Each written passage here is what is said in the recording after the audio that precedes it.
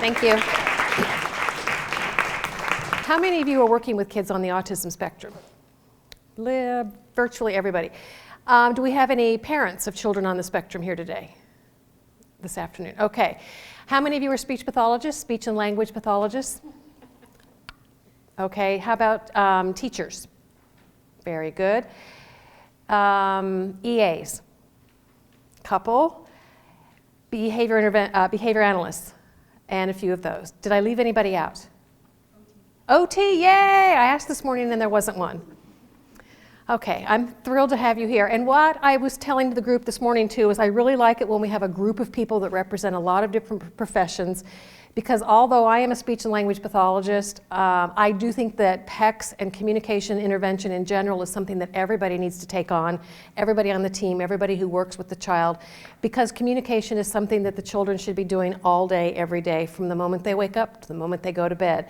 And the speech and language pathologist can't possibly spend the entire day, every day with the children, so we have to expect and train the entire team to implement functional communication training. So this afternoon we are going to be talking a little bit about PECS, and my goal this afternoon is to give you a broad overview of PECS, quick summary of some of the research associated with PECS, because as I travel around the world, what I find are lots and lots of misuses of the term PECS, and whether it's intentional or not, what I'm finding though is that it's becoming more and more pervasive as the internet becomes the equalizer in treatment methodology for children on the autism spectrum. So I want everybody to be able to leave today with a broader understanding of what is PECS and what is not PECS, just so that I can get you on board with starting to recognize the difference between the two. So I am co-founder of Pyramid Educational Consultants. This was a company we started out of our living room with child labor in the form of my 4 children back in 1992 when I was still a full-time classroom-based speech-language pathologist. And over the years we've kind of grown. So we have offices in 13 countries now, and we're always looking for multilingual people who love to travel and carry their own luggage. But essentially, we are the providers of information on the picture exchange communication system. We also do a lot of training on applied behavior analysis in general and functional communication training in particular. My husband, who's a behavior analyst, is also my business partner, Dr. Andy Bondy, and co-developer of the picture exchange communication system. So what I told the group this morning is we're living proof that behavior analysis and speech language pathology can coexist and actually do something good. Okay, we actually began developing PECS back in 1985 in a public school program for children on the autism spectrum. And it is based on applied behavior analysis and more specifically on Skinner's analysis of verbal behavior, but it is part of a comprehensive intervention package. It's not everything that the child should be doing all day. So sometimes I will see people talk about the limitations of PECS. There was an article published recently comparing PECS to a milieu language training protocol. And the milieu language training protocol also involved teaching children appropriate toy play. And the conclusion was their language package was better at teaching toy play than PECS. And my reaction to that was, I'm a little baffled because we never set out to teach object manipulation and appropriate toy play. So I think you have to keep in mind too that PECS is part of a larger intervention package. It is the functional communication portion, and most specifically it's the expressive communication system. So if you have children using picture schedules, that's not PECS. If you have children using transitional pictures or objects, that's not PECS. If you have children using pictures on token boards, that's not PECS. Those are all examples of visual strategies, but PECS follows a very specific manualized and evidence-based protocol, and we're going to talk a little bit about that this afternoon. There are over 125 articles published on the picture exchange communication system, and I'm always thrilled to see the countries they're coming from. So the latest one I talked about this morning is a publication from Canada, and I think our last count was publications from about 20 different countries around the world. So I just read an article in Polish. I didn't understand a word of it, except every once in a while I'd see PECS in the lines, and I knew what that was. But Back in 2005, Abin Stahmer at the University of California, San Diego, I think is where she was then, did a review of the interventions used with children on the autism spectrum who need communication training, and what she found was PECS was the most likely to be used intervention regardless of the orientation or the philosophy of the program implementing PECS. I was at the World Autism Congress in 2006 in Cape Town, South Africa, and Mills and Wing presented a research survey that they had just finished in England where they polled parents and professionals on intervention strategies they were using for children on the autism spectrum. And this included everything. It included PECS, it included computers, it included Doman-Delgado methodology, it included some things that I've never even heard of. So they looked at Sunrise, they looked at everything. And what they found was that PECS was the most frequently used strategy, and with 42% of the people saying they used it, and of those 42%, 70% of the people said they saw a good outcome. Yes, that's pretty subjective, but I just want to remind people that sometimes PECS is now being used as a very generic term rather than a specific term referring to the specific training protocol. There was just an article published in the journal Pediatrics looking at non-medical interventions for children with autism spectrum disorder, where the conclusion was that a recommendation for using PECS to teach functional communication when children are not responding to other interventions. So the medical community is now looking at PECS as an effective communication training strategy. I said that PECS is based on applied behavior analysis. This is the model that was developed by Dr. Andy Bondy to help you picture what applied behavior analysis is and how to apply it to any setting where you're teaching or where learning is taking place. And essentially it's based on it's based on learning theory and what we know about how people in general learn. And it's based also on lots and lots of research from the field of applied behavior analysis on effective teaching. But essentially, when I walk into any environment, if my goal is to teach communication, I'm not just looking at the child with regard to communication in a vacuum. I'm looking first and foremost at what is the child doing right now? What are the activities he's engaged in? And if I go into a home to implement PECS, sometimes families are just saying to me, do we need to set up a therapy center in the home? I need to get a table, we need to clean out the room, we need to get a bunch of bins to put your materials in. And what I say to families is, no, I want to come into your home and impact on the activities you're already doing in your home, rather than creating arbitrary activities to teach communication. So what I'll do in the home is try and impact on the family life at bath time, at bedtime, shopping out in the community, mealtime, so that parents can get a better understanding of how they can teach and expect communication across the activities that are already going on in their household.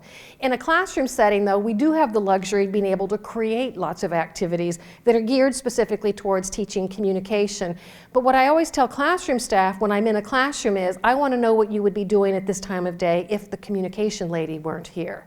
And if they say to me, well, we'd be going out to the playground now, then I say, well, let's go out to the playground and look at communication out there.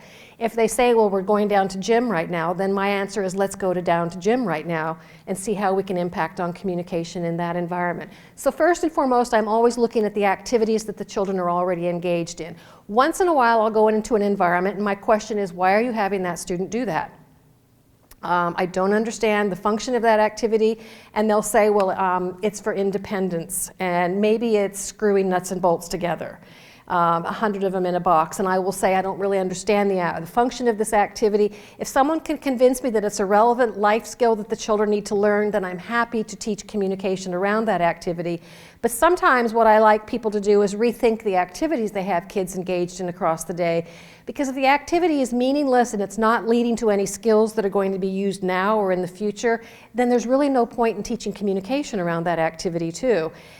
The next thing I look at is the idea of motivation. Why are kids motivated to participate in your lessons or in the activities you've set up around them? And what we know about kids on the autism spectrum is they're pretty persnickety in what it takes to motivate them to participate in our lessons. I used to tell the story of my youngest son, who's now 24, who hated school. And imagine that. Having a mom who's a school-based speech pathologist when he started kindergarten. He wasn't in my school, but every day I had to drive him to school and throw him out of the car and drive away. burning rubber so that he didn't chase the car down. And it was awful to get him up in the morning. He hated school. He saw no point in it. One day, about 2 weeks into kindergarten, he came home and he loved school all of a sudden. And the next day, easy as pie to get him out the door to go to school. And for several days, it was just like a miracle had happened. So I finally got a chance to go into his classroom, and I asked his teacher, whose name was Miss Devine, what better name for a kindergarten teacher, what happened to Sam? He suddenly likes school. And she said, well, some of the kids, it just takes me a while to figure out what floats their boat. And she said, what I figured out with Sam, who was later diagnosed with social anxiety disorder, she said, I figured out public praise is going to make him climb under the table. Anything said to him publicly, he's going to climb into his little shell and withdraw. She said he likes it if I come up behind him and just give him a quick pat. If anybody sees me give him the pat, he doesn't like it. He doesn't think grades mean anything. He doesn't like smiley faces. He draws devil horns on them. But what Miss Devine figured out was for each and every student in her classroom, what she could do to make them want to be in her classroom and want to participate in her lessons. So I sometimes talk about what we call the grandma rule. If you can become grandma to your students, meaning they want to be with you because they associate you with access to lots and lots of wonderful things, then we've got the motivation piece of implementing functional communication already in place. I'm also going to be looking at specific functional communication skills in addition to those functional activities and the powerful reinforcers long before I start looking at any kind of challenging behaviors. So once in a while, I will go into a classroom with a team, and I'll have a behavior analyst with me, a teacher with me, and I'm the speech-language pathologist. And the first question we'll get when we walk into the classroom is, can you make him stop hitting himself? And the first response we say to that is not until we first talk about what he's doing across the day, what his motivation is across the day, and what kind of communication skills, what kind of basic communication skills he has. Because what we find is that if the child's engaged in meaningful activities and he wants to be engaged in these activities, and he has some basic communication skills such as asking for things that he wants, or saying I need a break, or saying no, I don't want to do this, then what we find is nice decreases in some of those challenging behaviors without actually, first of all, dealing with the challenging behavior. So that's why we talk about those first three elements before we talk about challenging behavior. And when we start talking specifically about teaching, we're looking at issues related to generalization from the very beginning, because we know that can be a huge problem with children who have cognitive challenges. We're looking at the types of lessons we teach, prompting strategies that we're using, error correction strategies that we're using, and at some point in time I usually have to have a talk with the speech pathologist on data collection, because it's not something that comes naturally to us like it does to a bunch of behavior analysts that I know. Okay, we talked this morning about what is communication, and I just discovered my animation is off, but let's say you have a little girl in this classroom or home in her play area. She wants the doll on the top shelf. She has a couple of ways of getting access to it. She can go and help herself to it, or she can do something to somebody else that would cause him to give her the doll. The second scenario that I described is what we would call communicative behavior. If she shoves him out of the way and grabs the doll on her own, we would not say that communication happened.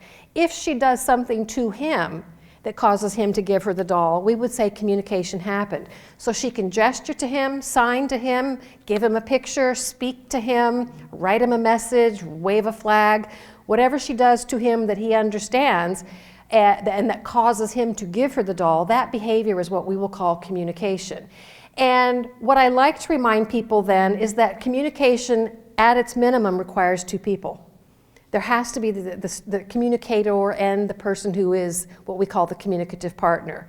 So children who sit in a corner and recite parts of videos by themselves, I met a new 4-year-old yesterday who's a video guy, and I discovered this new show called Rosie the Cat, and he does entire segments from Rosie the Cat. I didn't know about Rosie the Cat, so I thought this was a child I would have lively conversations with until I figured out he was scripting from Rosie the Cat. He will do that whether he's in a room alone with you, whether he's at the snack table. It is not at all interactive. So we would say that's not an example of using your voice for communication. Okay, some of the advantages to PECS then, when we look at communication as a two-person phenomenon, is that PECS in its very basic, most basic form requires interaction with somebody else. picture exchange communication system implies I'm exchanging my picture with somebody. So from the very beginning, our goal has been interaction in some form. Individuals within the PECS protocol, our first goal is for them to be spontaneous communicators. A lot of protocols that I'm familiar with start by teaching the children to respond to what do you want? And then later on, try and get rid of the question, what do you want? And what we know about kids on the autism spectrum in particular is they learn the lesson you teach. They don't magically generalize to something else. And if the first lesson you teach is responding to what do you want, you're going to have a really hard time getting rid of that question. So within PECS, we start with spontaneous requesting. We don't say ask the question, what do you want? Because our goal from the very beginning is spontaneity. We start by teaching requesting rather than naming items, because requesting is a skill, a communication skill, that from our children's perspective is more motivating. What's more motivating for a child on the autism? Saying, I want a ball, or saying, that's a ball? What's the difference in outcome from the child's perspective? If he says, I want a ball, what happens? He gets a ball. If he says, that's a ball, what do we usually say to him? Good job, you're right. High five, nice job. So the motivation to engage in one communication skill versus another is really, really different for kids on the autism spectrum. So that's why we start with requesting rather than naming or commenting. And again, as I mentioned, this is a protocol that's based on Skinner's analysis of verbal behavior. The protocol is divided into 6 phases. But phase 1 is when we teach the children what to do with the picture. Picture discrimination is not a prerequisite for starting PECS because we're teaching the children what to do to somebody else in order to get something you want. And all they have to do in phase 1 of PECS is pick up a picture and put it into somebody's hand. And what we're teaching the children is this is easier than your current way of gaining access to the things you want. So I want to start teaching children to ask for things that are really, really powerfully motivating to them. And the way we determine whether or not they're very, very powerfully motivating is by watching how the children typically gain access to a variety of reinforcers. So I usually get the best stories from mom and dad who say, well, I've got all the treats locked up in a cabinet above the refrigerator, but he has learned to drag a chair across the kitchen, climb up on the counter, climb up on top of the refrigerator, and pick the lock. That's a motivation. That's a motivated child. That kind of motivation is going to be really, really helpful then, because what I'm going to teach the children is my way to gain access to the things that are in that locked cupboard is a whole lot easier than your way of gaining access. So that's why children for whom we can identify powerful reinforcers are children who usually do really, really well in phase 1 of PECS training. Because I said we're going to be ensuring spontaneity, we use what we call a 2-person prompt procedure. We like to separate the role of the communicative partner and the prompter. Because what we found is it's easier to eliminate prompts when it's not part of the social interaction. And this has actually now been borne out in the research. But what we have found is that if I have 2 people interacting with, 2 people working with the child from the very first moment of the first lesson, one person acts as the communicative partner for the child, and the other person provides physical prompts from behind the child to help him to pick up and give the picture to a communicative partner. Now, this is what we call a sequence of behaviors or a chain. We use some backward chaining strategies, but essentially my goal in phase 1 of PECS is for the child to see something that he wants, pick up a picture that's already in front of him and put it into the hand of the communicative partner who's controlling access to the item that he wants. We use a lot of strategies in homes and in early intervention and in preschool classrooms based upon Prezant and Weatherby's communicative temptations. A lot of times people will say to me, I can't really identify something that he'll put effort into gaining access to. Well, what about engaging him in a routine that he's already happy to be part of and then pausing in the routine? So those of you who were here this morning saw us pausing the music for Layla. She was very motivated to figure out how to get it turned back on. And I've worked with lots of kids who like to swing, and if you get them in the up position, they're very motivated to figure out how to get you to let go. So we use a lot of what we call create and wait strategies. We're all really good at putting things out of reach. What I sometimes forget to do is they have to be out of reach but in sight, because once they're out of sight, our kids are looking for something else too. So in clear containers, I like using multi-component items. So if the children love trains, I'm going to help them build the track. I'm going to help them put the train together. I'm not going to just sit down with a box of 50 train tracks and 50 train cars and say, let's play trains. So we're going to be working toward using communication to get the train put together. And especially for a lot of my older kids, they might not be motivated by spoons, but spoons in the context of a bowl of ice cream become very, very powerful. So I'm also going to be using a lot of what we call associated items to motivate my kids to communicate. But essentially what we're teaching in phase 1 is the pick up, reach, and release. And the way we guarantee spontaneity is by having the second trainer on hand and by waiting for the child to go first during this initial interaction. Now, if this little boy wants that stuffed dog, for a couple of things have to be in place before we can teach him to use a picture to get access to that stuffed dog. First of all, he has to have been denied access to that dog for a while to build the motivation to get it back. The next thing that has to be in place is all dogs in his world have to have disappeared so that the communicative partner is now controlling the only dog left in the world. If there's 3 other dogs sitting on the table beside him, he's not going to be motivated to put a picture into anybody's hand. He's just going to help himself to the dog. This is where I sometimes run into stumbling blocks in classrooms where I have children integrated into typical preschools. And this again is a problem I sometimes run into at homes. I don't view it as a problem. I view it as an obstacle because I am completely on the parent's side when they say to me, why should I make him ask for a spoon when he can go get the spoon all by himself? Isn't that what my job as a mom is, to teach him how to go get his spoons by himself? So sometimes it's a bit more of a juggling act in the home to promote that independence and also to promote problem solving via communication for when there are no spoons in the drawer.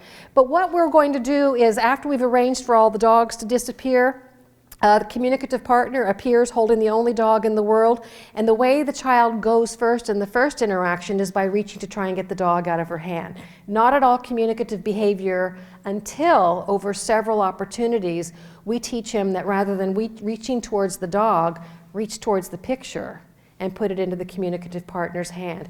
And we do that by enticing with the item, waiting for the child to reach, and then physically prompting him to pick up, reach, put the picture into the communicative partner's open hand, and the communicative partner then gives access to that dog within a half second. And the speech pathologist in me always then says, and you talk to the child after he's made the exchange. Very, very minimum, people say to me, what do I need to say to the child after he exchanges the picture? I don't know. I think the minimum he needs to hear is the word. That could be totally wrong, but that's how I feel. And the speech pathologist in me wants to then elaborate lots on it's a fluffy dog, it's a fun dog, you like dogs, it's a darking, what do dogs do? Dogs bark, let's feed the dog. So I can get my little speech fix in after the child has put the picture into my hand and I've delivered the dog to him. But anything you say before the picture gets into your hand, whether it's, oh, doggies are fun, doggies are wonderful, all of that can become a prompt that the child becomes dependent upon. So very, very quickly we need to make sure that the children are doing this independent. Okay, phase 2 is when we teach children to travel with their pictures and to also understand they have to ask the person who has what they want rather than always going to mom or to the classroom teacher with the picture. So we teach kids to use pictures in all the environments. They carry their PECS books out to the playground. This was a school in Pennsylvania I was in a couple of years ago. All the PECS books hang on the picket fence at recess, and the kids go over and use them. It's not until phase 3 that we start teaching the children to discriminate between the two pictures. We use 2 different strategies to teach discrimination. The first one is we teach the children to tell the difference between a picture that represents something they really, really want and something that represents something they don't want. So the consequences are the motivation now to use one picture versus the other. And I'm sure I rarely run into people who have trouble identifying non-preferred items for their kids. So that's when that kind of information becomes really, really important. But again, we have specific training strategies, specific error correction strategies for teaching the child to discriminate between a picture of a highly preferred item and a picture of a non-preferred item. We use what we call the 4-step error correction procedure to teach the child to independently exchange a picture exchange the correct picture rather than only exchanging the picture when someone shows them the correct picture. We then go on to teach children to tell the difference between pictures that all represent things that they want, and the way we check to make sure that we periodically check to make sure that they're using the correct picture is by conducting what we call correspondence checks. Child hands me a picture of a particular toy. I offer him items that represent everything on his picture board and say, go ahead and take it. So I show out both items to the child, I wait for an exchange, I offer him both items, and if he takes the one he asked for, accurate discrimination. And if he does that consistently across multiple opportunities, multiple pictures, and we build from 2 pictures to 3 pictures to 4 pictures, I don't know the magic number to say when discrimination is mastered, but several years ago I was working with a consultant, a vision consultant for one of my students who had some vision issues, and we were doing 6-way discrimination and 7-way discrimination and 8-way, and she said, you want to save yourself some time. If you look at the book, when you have picture in all 4 corners and one in the middle, she called it the X pattern, you've taken care of all the options for visual scanning, up and down, horizontal, vertical, diagonal. So I've kind of stuck with that as 5-way discrimination is kind of my acid test for mastery of discrimination, and that seems to have worked for my kids since then. So once a child is able to discriminate between 5 pictures, we teach him to start looking in his book, flipping through pages in his book. At that point in time, we have kids who end up being really, really persistent, independent communicators. We're going to go on to start teaching them how to build sentences, how to start answering some questions, and then at the very end, we will start teaching the children how to comment with their PECS book. Then we're able to start teaching lots of grammatical structures, a lot of semantics, and that's when we start seeing a lot of the children's language growth. I like to teach a variety of sentence starters, and I have a lot of teachers say to me, I have these goals in my IEP that are literacy based and that are mandated by the United States government for doing things like naming his birthday, his telephone number, the season, the weather, the date. So I will incorporate that into my kids' PECS books. I will still argue that it's not a totally functional activity for a 5-year-old to say it's Thursday or it's Friday. But we can use different sentence starters like the day is, the weather is, and when we dress the weather bear every morning, we can have them start dressing the weather bear after they comment on the season, and then choose the appropriate clothes. But again, I can teach a variety of syntactic structures, a variety of semantic structures, and this is a sentence strip that was handed to me by a kindergartner about a year ago during free play in the gym. I want to bounce on the big blue ball. And like you said, some parts of speech are still missing. And I think naturally as a speech pathologist, when I read it back, I do add those extra words in, and it's probably sloppy on my part as the speech pathologist on the team not to remind everybody on the team that that's how we should be reading back the sentence strip by modeling the complete language. Okay. Quick summary of some of the latest research. First and foremost, the most emotional issue I run into is, well, what about speech? We know that AAC in general does not inhibit speech. Back in 1994, Andy and I wrote an article, I think it was in Focus on Autism, where we looked at longitudinally at a group of about 85 children and their use of PECS over several years. And what we were able to find was that if the children had been on PECS for a year or more, kids who were 6 years of age and younger, what we found was that about 2/3 of those kids developed speech. Laura Schreibman and the Koegels, who are the pivotal response people, did a NIMH study several years ago. They're still crunching the numbers and they've presented the numbers at several conferences. They haven't published it yet. But they looked a few years ago at, and I will want to just quickly describe their study before we talk about one more topic. They compared pivotal response training, which is a speech-based intervention for kids on the autism spectrum.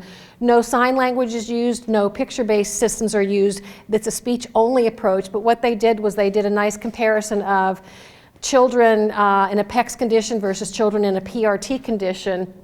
And they had really good treatment fidelity for the PRT, obviously, because it was in the lab where PRT was invented. But they also had really good treatment fidelity for the PECS protocol, in that all the people who were implementing PECS in the study were certified PECS implementers and had regular drop-in visits from Dr. Andy Bondy checking into their PECS implementation. But what they found was they looked at a lot of things. One of the things they were looking for are there pre-treatment indicators of which child will do better in which type of treatment methodology, and they are making some conclusions about that. But one of the things that what they found was when they looked at the two groups in comparison, same number of children in the PECS condition developed speech as in the pivotal response condition. So the same number of kids in the picture-based system developed speech as in the speech-based system. What's also important is that the same number in the pivotal response training, same number of children in the PRT condition who did not develop speech was the same number as the children in the PECS condition.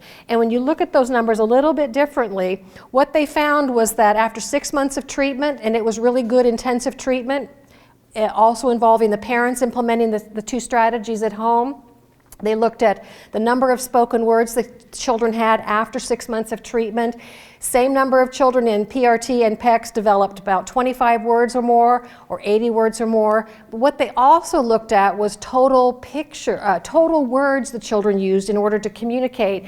And the children in the PECS condition had, on average, over 80 pictures.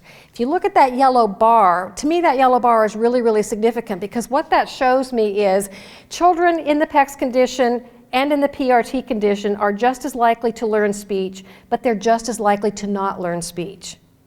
But the children in the PECS condition, while they haven't learned speech, have learned to communicate. So one of the conclusions we're making is these are really good strategies to try and blend. Pivotal response training is all about incidental language training and building upon the motivation of the student and impacting on already existing activities and play routines of the children. And we do a lot of that within the PECS protocol too. So nice summary of how PECS can actually help with the development of speech. Okay, let me go back and catch up. Another question I get all of the time is, well, shouldn't we just transition to a speech generating device, give them an iPad, give them a Maestro, give them a Vantage Light, and see how they do? One of the questions we ask people is, what is your goal for introducing any kind of communication intervention? If the goal is speech, I always then have to have a separate discussion with people that there's no research yet demonstrating that speech generating devices facilitate speech. There are a couple of preliminary studies saying that they don't inhibit the development of speech, that they might facilitate the development of speech, but there is no magic to an SGD in making the children talk. I've had some people say to me, well, the device has the specific voice, so the child hears the same voice, the same vocal tones every time the buttons are pushed, so won't that be more conducive to teaching them to speak? I think it's an interesting question. I think it's a question worthy of research, but we can't assume that the devices are going to elicit more speech than the children do. But essentially what I look at is transition to PECS, from PECS to an SGD after the children have mastered phase 4 of the PECS protocol, and then I use the PECS protocol to teach the children how to use the SGD. We bring the communicative partner back in, we bring the physical prompter back in, and what I'm looking at for a good match, whether it's a child who's going from PECS to being an independent speaker, or a child who's using PECS, choosing an electronic communication device for them, I think there are 5 things we have to look at in making that transition from PECS to speech or from PECS to an SGD. Many times what I see happening is children start developing some speech while they're using PECS, and the immediate reaction is get rid of the PECS system. But what we have found is that there's what we call a transition period during which time speech is catching up with PECS.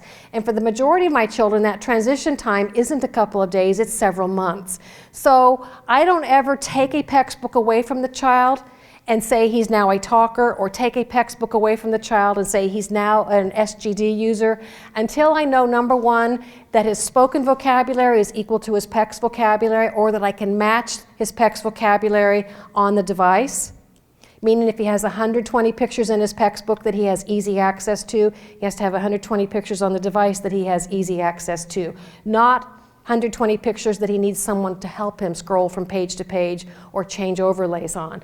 I'm looking at the rate of initiation being equal in both conditions. And usually what I see with an SGD is a real spike in what we think are initiations, but are really the child playing with the device for the first few days he has it, making it do lots and lots of things. I want to make sure the child's length of utterance is maintained. So if the child can put together, the little boy at breakfast, he could put together a 4-picture sentence with PECS. Can he do that with speech? Can he do that with the device? If not, we shouldn't be taking their PECS book away. And for children in particular who are transitioning from PECS to speech, I want to make sure that their speech is intelligible to an untrained listener. The other thing I want to look at is his speed of delivering a message. Sometimes people have said to me, well, PECS is very slow, let's give them an electronic device, it's much, much faster. But what that tells me then is there is expertise that's required to program the devices that make them easy enough for the children to use. There's no magic in the devices. You can't plop a device down in front of the child and expect that he's going to enter the device at the level he's exiting PECS. So again, even with children transitioning from PECS to an SGD, we tend to see what we call a transition period, during which time their SGD use is catching up with their PECS use. Okay, that's what I meant to say. Okay, we're going to wrap up. I'm happy to hang around and answer any kinds of questions that anybody might have, specific questions with regard to PECS, philosophical questions. But thanks a lot for those of you who came out this afternoon. I really, really appreciate it. Thanks.